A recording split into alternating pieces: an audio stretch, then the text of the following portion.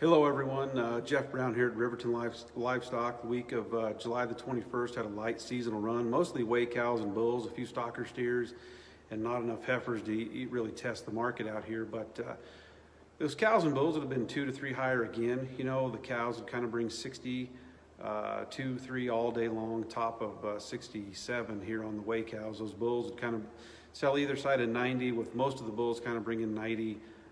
2 or 3, and the top bull bringing 97 out here this week. Had some 640-pound steers selling right there in the mid-40s on a light offering. And again, you know, not enough heifers to really test the deal.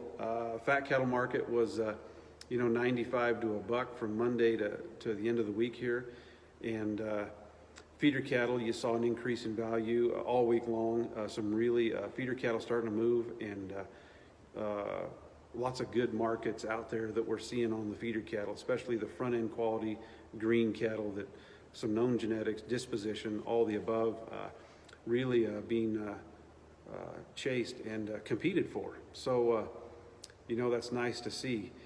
So as I was watching a set of steers here in central Nebraska, a set of 8-weight steers selling in the low 50s, I thought that was a wonderful market. And I had to ask myself, without the auction, without competition, what would those cattle bring if you were just buying cattle on the average? What would a set of cattle like that have brought this week with a $95 fat market?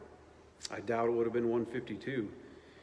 And another interesting way to look at that is, what would somebody be willing to take? You pull up your internet, your phone or whatever, you see cattle trading on that day for 95 or 6 around the fat cattle, and in your driveway drives a cattle buyer and wants to ask you about your yearlings, and you haven't seen those cattle sell from 45 up to 52 on those 8-weight steers. What would you be willing to take? Kind of a scary thought, really, when you think about what competition does and what the lack of competition could do on our end, on the feeder cattle and the calves. Competition is amazing. I mean, these cattle, I'd say this last week, probably selling around the country for $10 above break even.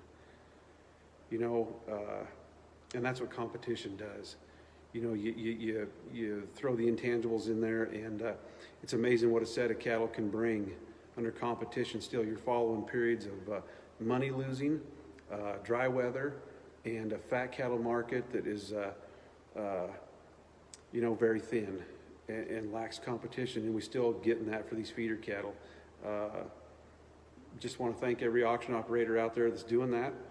I think the producers, just ask you to be mindful of what that really does. What would you be willing to take for your feeder cattle based on the fat cattle market like we got today, if you didn't see what some of these cattle were bringing around? Just food for thought. Hope July has been a good month for you. Fall's approaching, and looking forward to calf season, and yearlings are selling well, and there's some moisture happening to the south of us. So anyway, best of luck to all of you. God bless, and have a great rest of your summer. We'll talk to you here in a week or two. And competition, thank you for it. See you.